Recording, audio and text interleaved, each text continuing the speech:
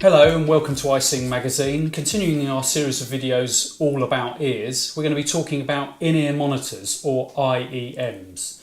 You're probably aware of a lot of singers and musicians in a live situation wearing custom fit or universal fit earphones. This is where you're hearing your own monitor mix and your voice from the monitor desk or the front of house mixing desk back to you, usually via a wireless belt pack, and you're hearing your own personal monitor mix on stage. With me today, I've got Rodney Brannigan and Jackie Graham. There's obviously loads of different in-ear monitors on the market. You can have universal fit ones which you can buy off the shelf and you can just wear them straight away. And also you can have custom fit ones, which I know you guys have got. What are the benefits, Rodney, do you think of over universal fit ones over custom fit? Well, other than that, you don't have to worry about losing it on stage, which is a big thing.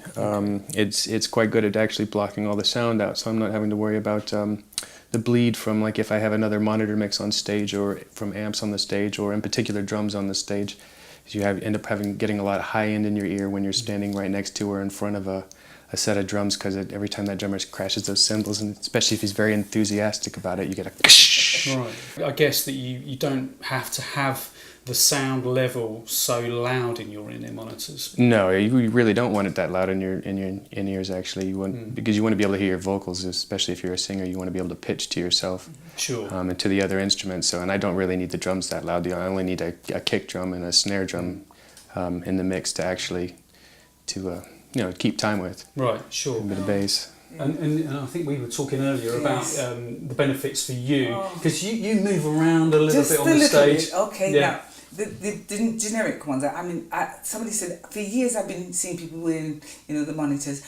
I'm old school, right? So I was always used to the wedges and here, but I found that, and I still find that what I'm competing with the rest of the band. As much as you do your sound check and everything else, and then you're supposed to have enough of my own lead vocal in there and a little bit of everything else so that I can kick to, right?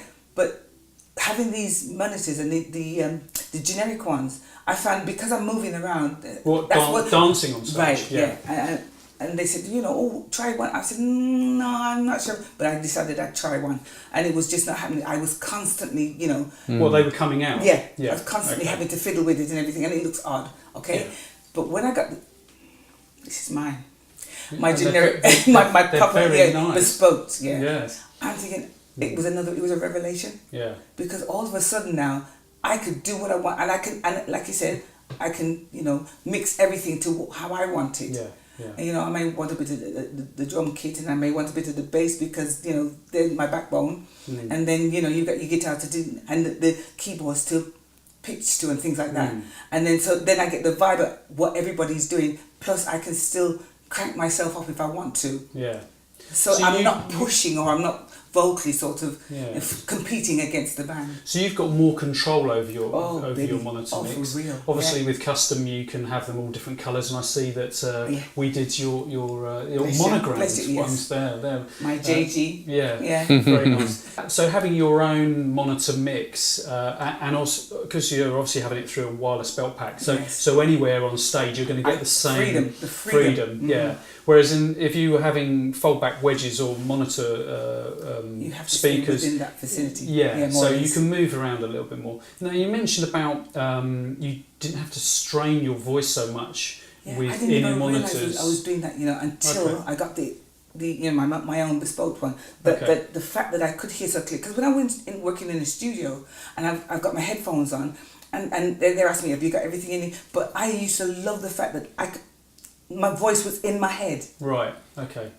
So it was so clear, and things that I would normally I didn't think I was pushing, but I genuinely was pushing, and I didn't even realise that until you had those. So it makes a difference. So obviously, so not straining your voice. So we've just mentioned about it's kind of protecting your ears. You're getting that isolation. You're getting your own bespoke monitor mix wherever you are on stage. But also, if you're not straining your voice, that must be a benefit as well. For real, because like I said, it's competing and everything, and I didn't even realise I was pushing. I just thought, it was the vibe, and you're going with the flow and the feel and everything else.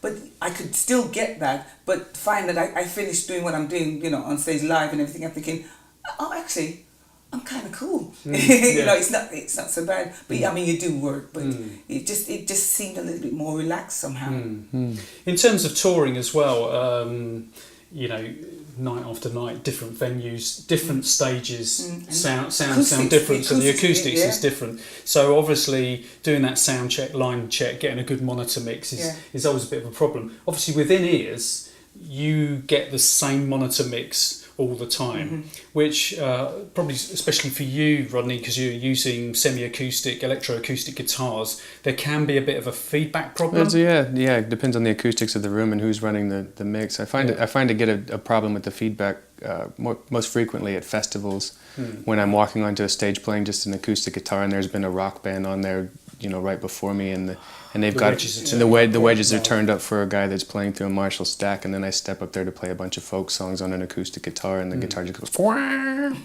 So having the in-ear monitors then, because you can have the monitor or you can have you can have the wedges turned off, can't you? Yeah, completely. Don't need them at all. So you would hear your own. So the microphone is then not picking up the foldback mix.